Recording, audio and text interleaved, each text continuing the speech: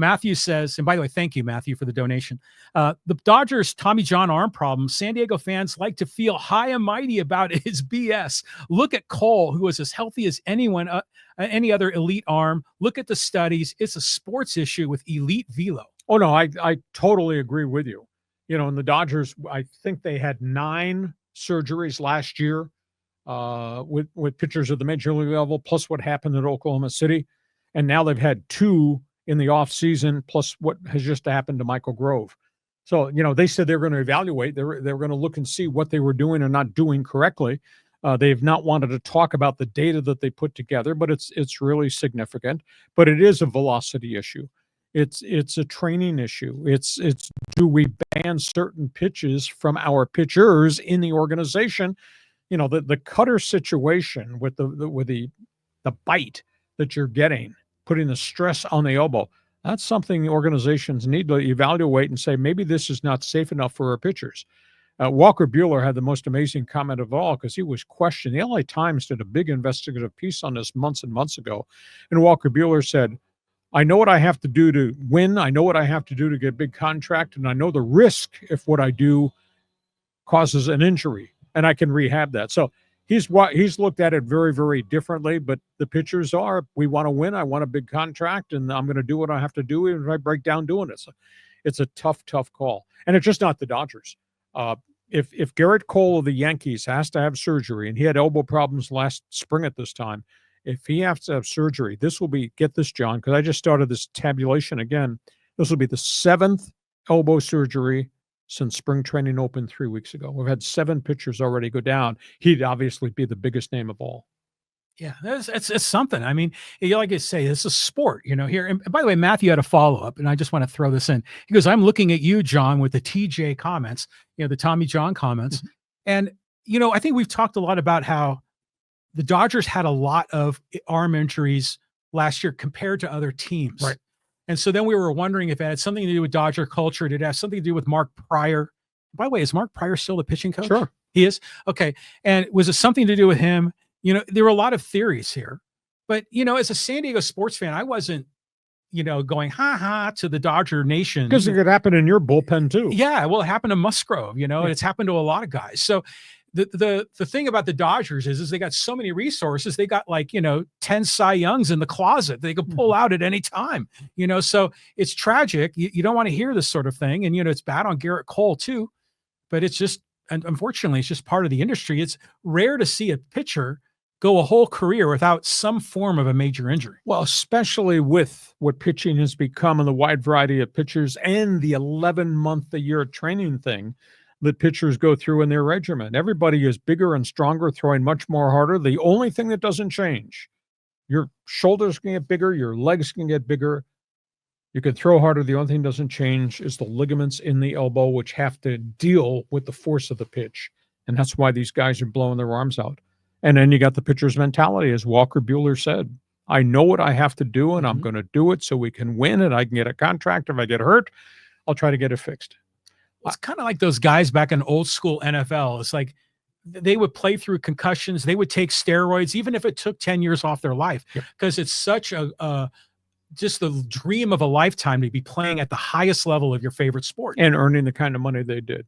Yeah. All right. Thank you for the input on Fans Forum. Next one. Okay. Let's go to our other good friend, David. He says, the Lakers good, but no comparison to OKC or Cleveland. Those teams have somehow, those teams have someone new coming up each game. Lakers have 3 players. Everyone else just out there to make the stars look good. Well, they got an issue. And you know, the whole world, in essence, Charles Barkley was correct. You people are not paying attention. You know, he kind of blew up at everybody saying, you guys on ESPN are a bunch of idiots saying the Lakers just saved the NBA season. And pay attention to Cleveland. Cleveland's sitting there, 45 or 46 wins? Pay attention to Oak City. Just absolutely phenomenal. So, I mean, it's the question is, do the Lakers have enough? I don't know that they have enough. There's no doubt Luka and LeBron playing together are dynamic, but they also go through really bad spurts. I mean, they sat there, they went 16 possessions in a row in Boston without a basket. And they were defensed out of the game, and they fell behind by 22. Now they tried to rally back, hitting a bunch of threes late in the game, but we'll see what happens on this road trip because they're going from Boston, and after tonight's game, they'll go to Milwaukee, they go to Denver. If they get whacked 2 more times, all of a sudden they got a problem. Even though they still got 2 of the greatest modern day ball players, I just don't think that they have enough.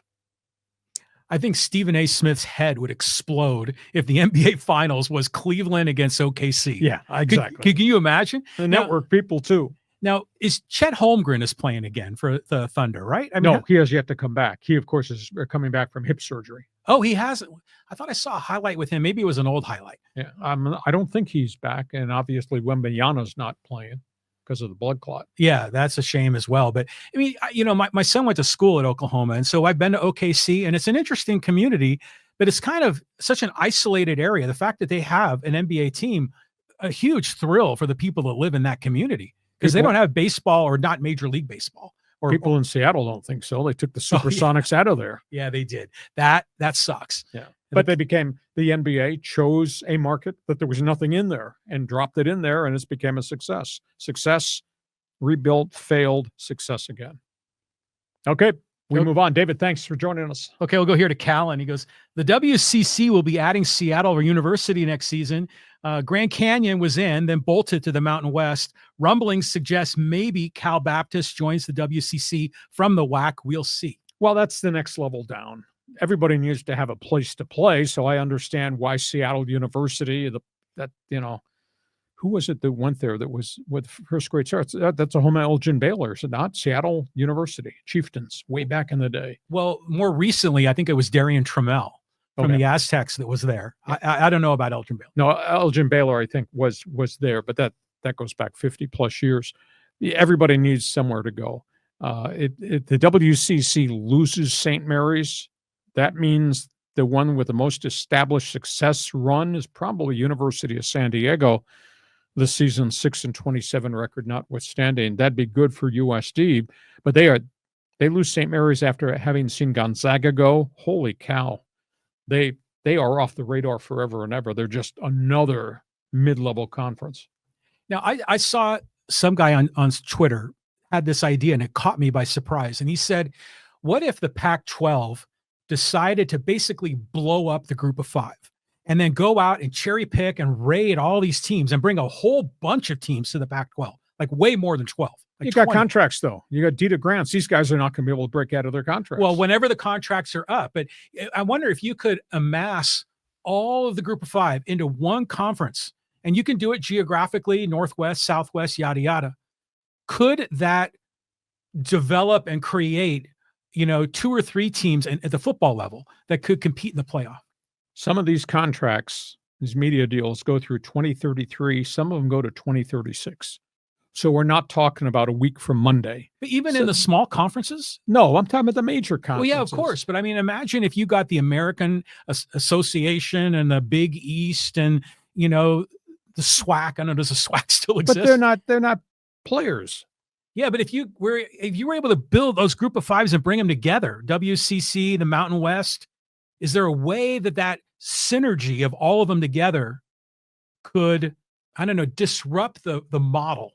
No, because the networks are going to take what the networks take, which is the big conferences. I'm sorry, they're just not going to take Jackson State, and just because you think that Jackson State ought to be playing Idaho State, the top school in the Big Sky Conference. You take all these and you might have a really good second tier conference, but networks are not spending wads of money for Jackson, Mississippi or Pocatello, Idaho. They're going to the big boys. Yeah. Well, yeah. John, I'm just trying to think if there's a creative way here. I told you not to drink too much coffee. Because they're taking, like you say, the third tier is moving to the second tier, and it's confusing. It doesn't impact anybody.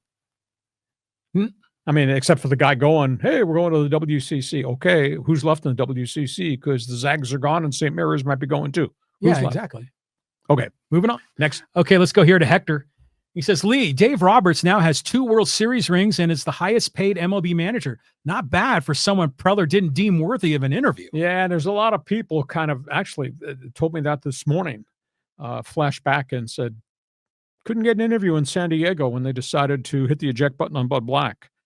What about the Padre management not interviewing this guy? Well, obviously he's gone to work for the richest team in Major League Baseball right now that has spent enormous amounts of money, and money is no object as it relates to Dodger baseball, but he's doing a good job. So, hats off to all things Dave Roberts. Had he been here, maybe he would have been a success. But if he'd been here, if ownership didn't put a good product on the field, give him a good roster, he might have just kind of drifted aimlessly and be like some other Padre managers. And Bruce Bochy did win World Series, not here, other places. Dave Roberts has won World Series, other places, but not here. So that's a byproduct of the organization, no? There's a number of other Padres that are managing. I mean, Will Venables, now the White Sox manager, and Kate. And there were a couple of other guys I remember was being discussed. But I'm going back in time. I remember Dave Roberts was the first base coach under Bochy, I think. And then he was the bench coach, but I'm not sure. Did they pass him over for the job that Andy Green got, or was it the next one in the line? No, he got passed over when Bud Black was removed. A.J. Preller was here. A.J. Preller did not interview Dave Roberts. So Dave Roberts was probably the bench coach for Bud Black. Right.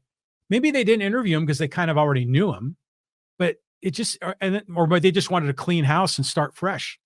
But they definitely let go a quality guy. Yeah, exactly. He managed one game as an interim manager, and then he was gone. Well, that's your interview, I guess. We move on. Okay, we move on. All right, let's go down here. Let's go to Gordon. He goes, "Hi, Lee and John. After losing the first two games to Texas A&M, New Mexico State beat them 4-0. Texas A&M is ranked number 14 in the nation. Thanks, guys." He must be talking college baseball. Yeah. With apologies, until we get to the College World Series, there are just not enough hours to cover everything. But college baseball, once we get to Omaha, we'll be talking about it. But obviously, the Aggies are a pretty good program, and there's some other really good programs around the country. College baseball is cool. I mean, Omaha's neat. Rosenblatt Stadium, the old Rosenblatt Stadium was neat. I was in Phoenix at the time. Arizona State was a national power. And geez, getting to go to the College World Series is really kind of cool. And it's become a big event now because obviously ESPN has helped promote it and televise it and made it a big event, home run derby and all that. Yeah. And then even our local stadiums like Tony Gwynn Stadium at San Diego State. And also, what is it, like Ron Fowler, I think, has his name on the one at USD. Yes. And even the Triton Stadium, kind of by the trolley out there, just east of the I-5 freeway. Those are nice places to see baseball. And, more fans should show up. Yeah, it's tough though. I mean, USD is 2-14 this year. They're having a really hard time. Yeah, they've really lost some players and haven't been able. That's a premier program. It was, yes. And San Diego State's been down for a couple of years, and Sean Cole's having a really tough time. I think they're 4-13, and they've had problem holding players. That's the thing. Guys come in, might have some success, and then they go somewhere because of the NIL. Yeah. And it's just right now. World's changed. College baseball right now is a little bit of a down cycle. Yeah. Okay. Let's keep moving here. And we'll go here to Carlos. And he says, the Lakers cut the Boston lead to 4 points with 6 minutes to play in the fourth quarter. LeBron got hurt. They were missing two starters, Hayes and Hachimura.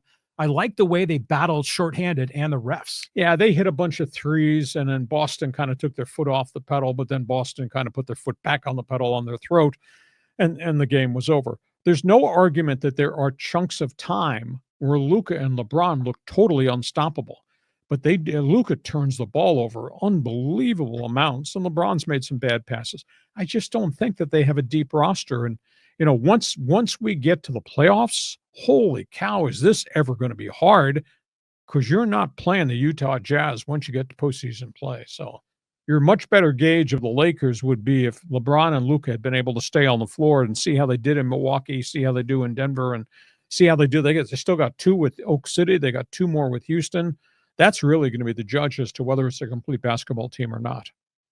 Remind me again, LeBron's injury and how long? String groin. Oh, the groin. That's right. It's the second time he's hurt it since December.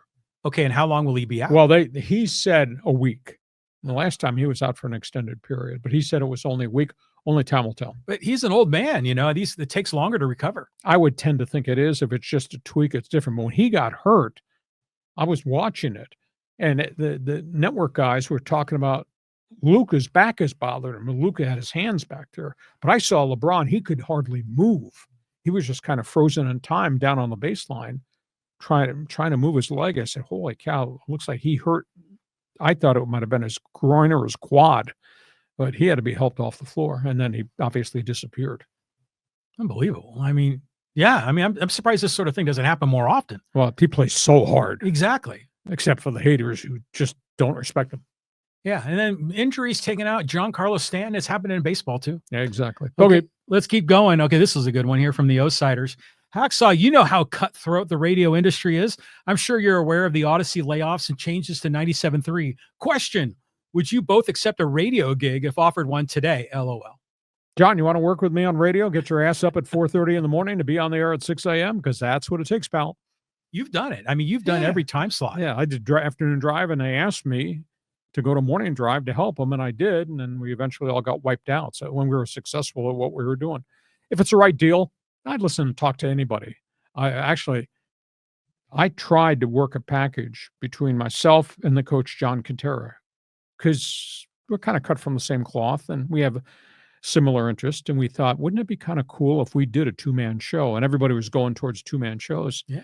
We tried to talk to some people, but nobody wanted to negotiate because they didn't have money in their budget, or they didn't think that me and John would be a good pair. I don't know. But so we tried, nothing happened. That's okay. I'm doing what I like, and John's doing what he likes, and we're all dealing with a lot of stuff off the air that people aren't really aware of. So life is life, and it changes. You make changes and you go to it. I'm doing this TV stuff that's really cool on KUSI every Saturday, and at 6:30 in the morning, and I'm doing this, and I write on my website. For a guy that's not supposed to be working, and John knows this, I'm sure working a hell of a lot. Holy cow. It's okay. So life changes. Most everybody I know that was part of the great things that we did on Sports Talk Radio is out of the business. And sadly, a lot of them are really bitter, and that's too bad. I'm not bitter. I'm just kind of disappointed at the way it ended. Would I like to do it? Sure. But end of the day, this is what I'm doing. This is kind of like what I was doing before. That's pretty good. Yeah, this is good. And I enjoy this, hanging out with you, talking sports. I mean, especially after I listened to you on the radio forever. And by the way, when you were on the morning show, I mean, love you, Hacksaw, but that didn't feel like a good fit because you're like a drive time radio guy. Like I think of in the afternoons where morning shows are usually a little bit kooky, and you're a lot of things, but you're not kooky. Sometimes free spirited, a lot of times opinionated. But again, we were dealing with consultants, and I said, we had a problem in morning drive. Would you go to morning drive? I said, okay, I'll help you out. And then after I got on morning drive, and I was trying to find my bearings, and it was a different feel, although I liked it. Then they came back to me and said, we really want to try to make this into a two-man show. And then we went through a whole bunch of people that we looked at, interviewed, and talked to about doing a two-man show. And they thought they had a two-man show with a guy they brought in from Phoenix, J.D. Hayworth. It didn't work out because J.D.'s interests were in political talk, not really sports talk. And then they removed him, and they said, let's just have rotating co-hosts, and that was great. And we did a whole bunch of people. Kevin Acee and I co-hosted the show for a while, and he was good in his venue, which is Major League Baseball. And we had the TV sports anchors that come in. We had a lot of wide former players, and some were good, some were not good. We're just trying to feel it. And then 6 months later, they said, staff meeting upstairs. Your contract has expired. Here's a brown envelope. Sign the brown envelope. Clean out your office. I didn't do anything to get bought out, but I got bought out. They took care of me. They did a really, really good job. But that doesn't ease the sting of I got taken out by Clear Channel iHeart, just like everybody else who worked at Clear Channel iHeart got taken out. And as we've just seen, Odyssey just unloaded more than 100 people this week, and reporters going to be 300 people let go in May. That's pretty bad for the industry to have that many good people, because it's not only people, it's your family that's impacted. And I just have a real problem with corporate management right now. Well, yeah, I mean, but from a corporate perspective, they got to hit their numbers, right? I get that, but it just seems that Clear Channel, iHeart has always been more aggressive, more kind of draconian, in the way they do their cuts. But I'll tell you what, I think you and Coach together, we've had them on our show, and it's great chemistry. Yeah. I mean, you guys would be terrific together. And, there's a lot of weirdness with sports radio because, the question is, are people listening to podcasts or radio? How are they getting the content? But the people that do listen to radio, a lot of them are complaining that the quality of the content has really gone downhill. I think so. And I think the quality of the hosts has really gone downhill. What should you be? What should you be talking about? Talking about the hot topics on the table. Don't tell me about where the hell you went to dinner. And don't go off on these tangents about who's having sex with who on TV. I'm just, that's not my demographic. That should not be the sports demographic. If you want to, do crackpot radio, that's okay. You can put it on another FM station and whatever. We all have different styles.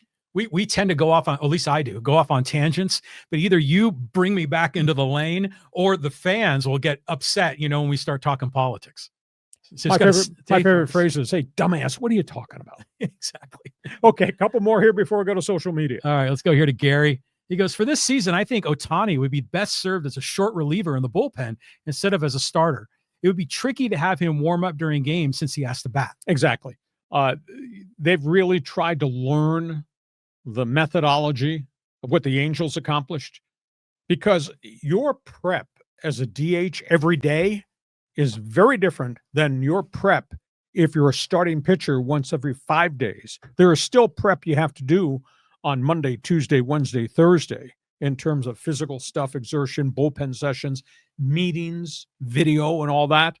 Well, your prep as a pitcher is different from your prep as a DH, but your prep on DH is really significant in terms of lifting and what you do in terms of running, and then all the video you study, because you're going to be the designated hitter, and you got to scope out the starting pitcher, scope out who might be the first reliever out of the bullpen. What does he throw?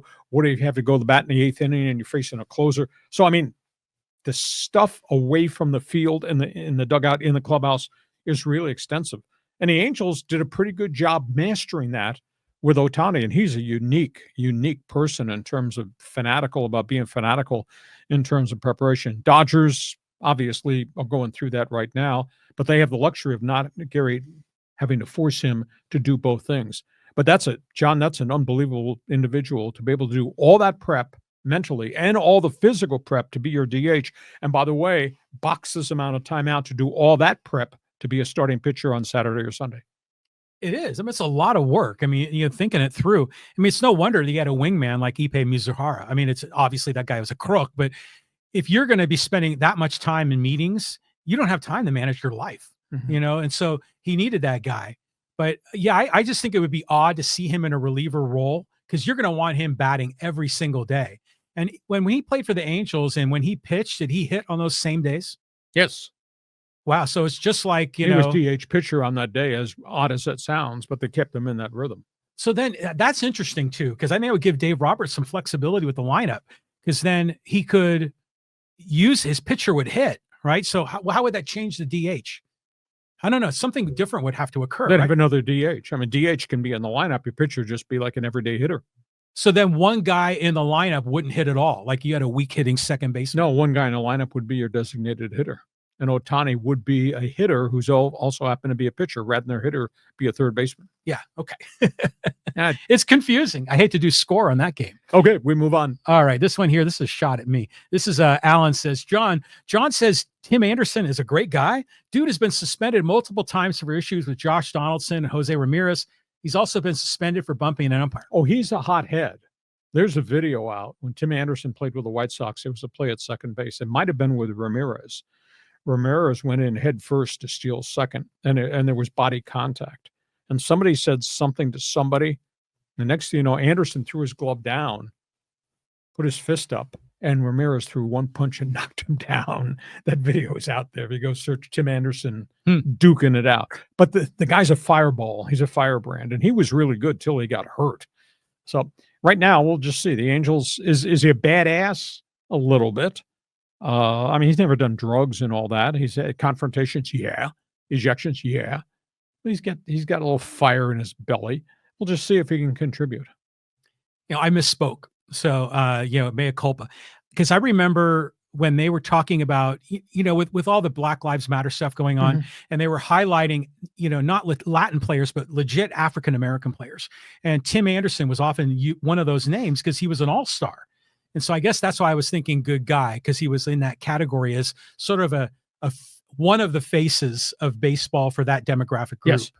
No, and he is a firebrand. I mean, there's a little vinegar and spit with him. Yeah. You're going to slide hard into him, you might get kicked along. That's who he is. Question is, can he hit back to what he used to hit? Because he was a really good ball player, but he has his history be a little yappy sometimes too. Yeah. Okay. All good. Let's keep moving here. And this is from the one Mr. Smith. This is Flegel on his YouTube handle. Because I'm hoping the Dodgers, Roberts, Friedman have seen the light and are going to address the injury epidemic. Will they be taking care of their pitchers? Thoughts? Well, I think the burning question is, if the cutter is causing this high degree of surgeries, injuries, forearms to your pitchers at Oklahoma City and here, then maybe you need to walk away from the cutter. Now, getting pitchers to walk away from something that's really good in terms of getting outs and getting them wins and getting them contract extensions, that might be hard to convince the Walker Buehlers of the world that they need to cut back to preserve their health. There's only so many bullets in the gun, but they've had a preponderance. I mean, they had 9 surgeries last year at the big league level and then at AAA. They had 2 more in this offseason. Now Michael Grove goes down with shoulder surgery, torn labrum. So that's an unbelievable amount of arms that they have lost. This club more than anybody else. So they're not talking about their evaluation, but John, you can't let this go on unaddressed. No. Yeah, and I'm trying to think of how you would address it, because by putting any sort of limitations on the pitcher, you're limiting their career aspirations and you're kind of limiting the quality of the game. Yep. But it's no doubt. I mean, my son pitched in high school and it's all about velo, and so if they're not able to achieve that, I don't know how you could not. I mean, unless we had a whole bunch of new Greg Maddoxes that rolled into the league, maybe that could reinvent the way we see pitching. And maybe Kyle Hendricks is one of those guys. Well, Kyle Hendricks is old school. Kyle Hendricks, he had a good run with the Cubs, but he's not going to break a pane of glass with his fastball. No, he's not. But I mean, he painted the plate and he was real good and he did very well. But then he had shoulder problems. Yeah, he got hurt in a game against the Padres and it came off, and it took him 1.5 years. He's had a good spring so far with the Angels, so we'll just see. But there's not a lot of Maddoxes walking down the hallway. Have you watched Alec Jacob pitch for the Padres? And he has this weird release. It's like he's literally like throwing a Frisbee. Mm-hmm. It's the most unusual motion, but he's only throwing like 82 miles an hour. Yeah.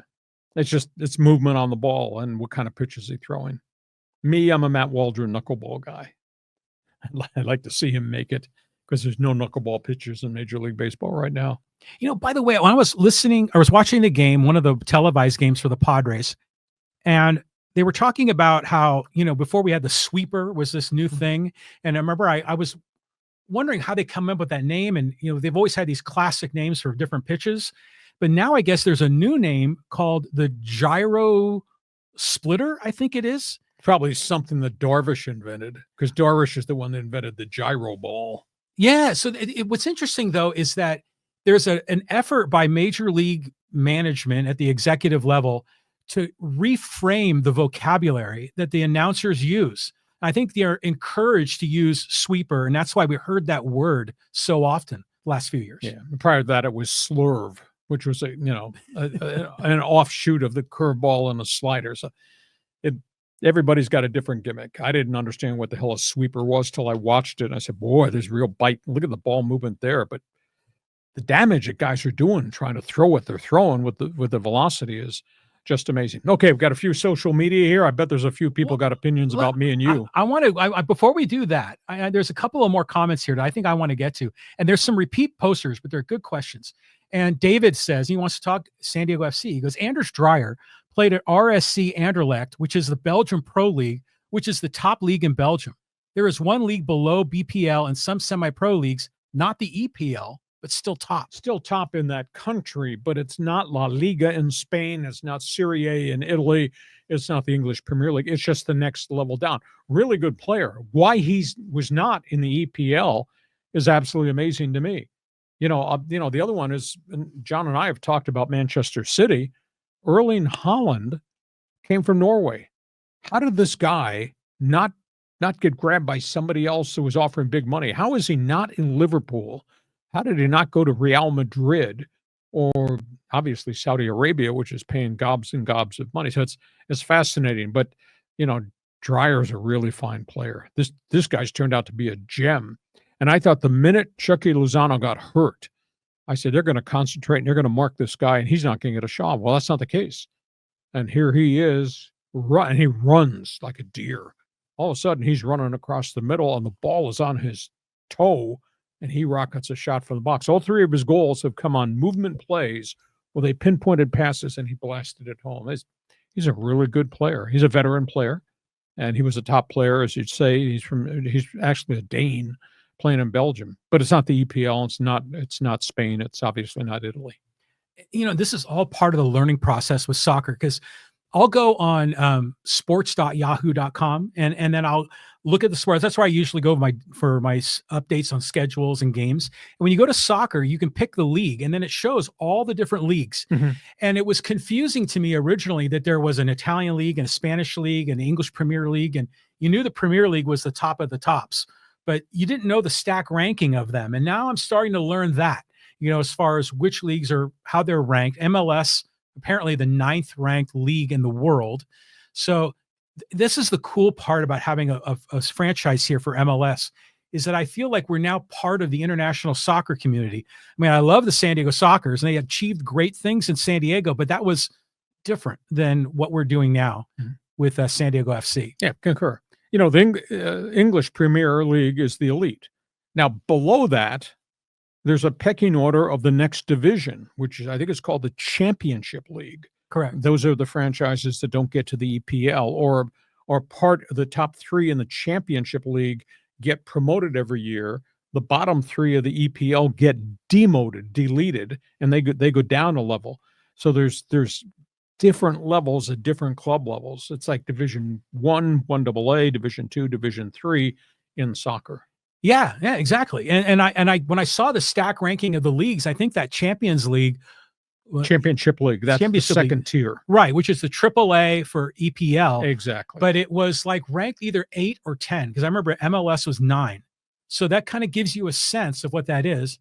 And then isn't it like Ryan Reynolds owns a team, right? Yeah, Wrexham in Wales. Is that in the Championship League? No. That's another level down. They're another level down. Okay, there's so much to learn. You need to go to class. I know, I do. Let's do a couple social media here before we put a lid on this. You don't want to get into some of those other comments. No worries. Okay, let's go here to social media here. We'll talk Padres with Mark, and he says, I'm not a Padre fan, but I respect anyone who tells nothing but the truth and doesn't sugarcoat the situation. That's love for the team and passion. Remember when the coach came out and said AJ had cards up his sleeve? Well, AJ has done a lot of creative and dynamic things. And I have no problem with that at all. I think he's a really good player personnel evaluator. All you need to do is just go back on a year-by-year basis and check mark off guys that he found. That's pretty impressive. But by the same token, let us not ignore guys he's missed on and the amounts of money that he's paid the guys that he has missed on. That's pretty damn significant, the amount of money that he's blown through. I'll give you a prime example.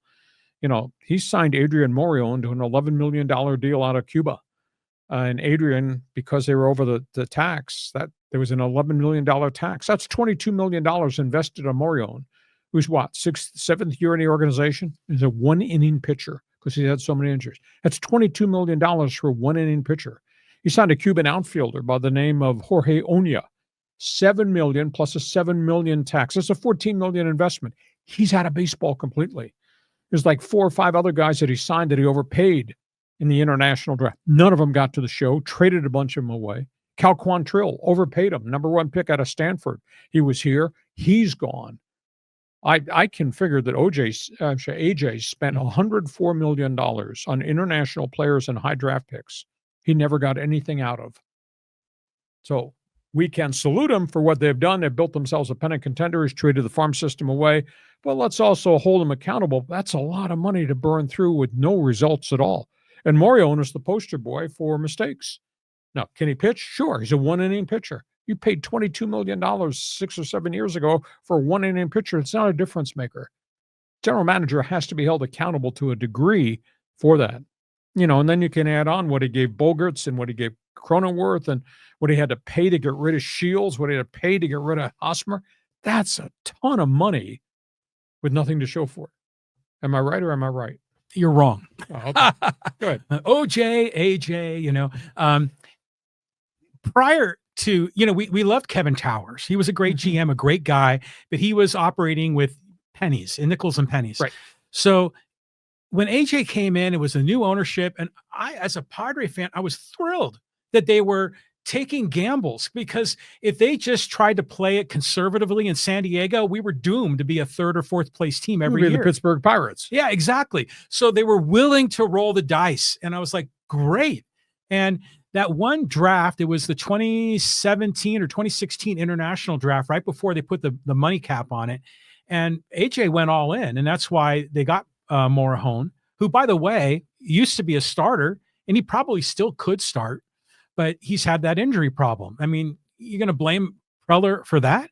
Granted, yeah, he missed like hell on Orionia, but he's hit gold on other candidates. And so there's a lot going on here, a lot of risk-taking, value, asset building value deep within the organization. And yeah, you'll blow them all out. And then, like, to your point, he has boots on the ground. He builds it back up. And he's like a poker player out there. And I couldn't be more happy. I mean, who would I rather have? I mean, granted, Friedman in LA is doing great things, but he's got a lot more resources to work with. At the end of the day, and a lot of what you said has merit. A lot of what I said is true. Have you been to a World Series game yet in San Diego recently? No. So, I mean, yeah, that's the end. That's the end game. That is the end. And they haven't gotten there yet. And this window is right here. I think it's got to be done this year. They were so close. They're so close and didn't get away, and the window is closing. But they're still a playoff team, in my opinion. So I think we're going to be all right. Okay, let's do a couple more social media before we say sayonara. Sayonara. Okay. And let's go here to the Talk Niners. And this is with Dean Henry. He goes, I wonder if Joey would want to come play for the 49ers and play with his brother, but he would have to take a substantial pay cut. But that would be great to see both of them on the D-line. Well, I hear two things. He was in San Francisco on Sunday with the flurry of free agents. I don't know where the hell the NFL fans are. We haven't had hardly any NFL things. I would have thought people would have jumped on board to talk NFL draft and everything else. You're invited. You're a football fan. I heard two things. San Francisco, one, because of his brother being up there. Second, he's going to take a pay cut regardless of where he goes. The other one I just heard was the Miami Dolphins. As we were coming on the air today, I was told that he might be going to Miami for a visit too. And again, Miami's lost some players, so they might pay him.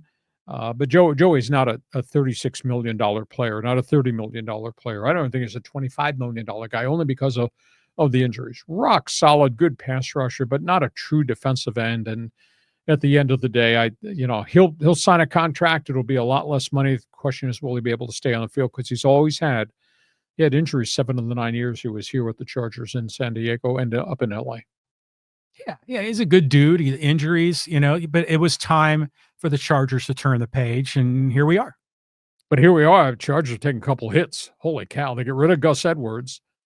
They cut Joey Bosa. They just signed Khalil Mack. They got him. 1-year contract. All right. He took a pay cut to stay.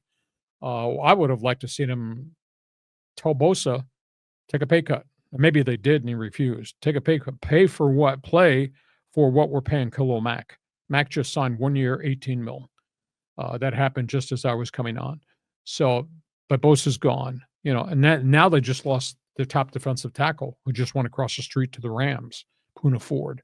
So the Chargers gotten out of the gate kind of slowly. I'm kind of surprised. I thought they'd be really active, but they haven't been. Is Gus Edwards done? I mean, he can't stay on the field. Injuries, knee and ankles. Yeah, exactly. So again, I think another turn the page moment. Yep.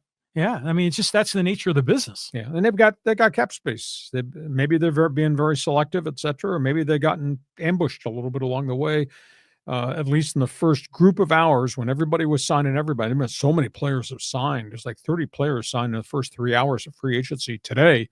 Just absolutely amazing. So we'll just see how active the Chargers get, because good players are coming off the board pretty quickly. Yeah. Okay, here we go. Let's keep moving. Let's talk Angels. This is with Joe. He says, blame Moreno in a way that he understands. Do not attend Angel games. Do not buy Angel merchandise. Do not watch Angels games either on TV or streaming. I guess I buy. I mean, there was a fans' revolt right now against Artie Moreno's ownership, but give them credit. They were really active. They signed 28 street free agents.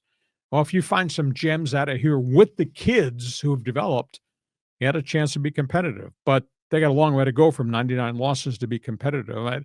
I don't, at this point, I don't see them being a 500 team, but anything's better than 99 losses. And at least they made a concerted effort to rent a lot of guys to see if they could buy some time till some more kids show up.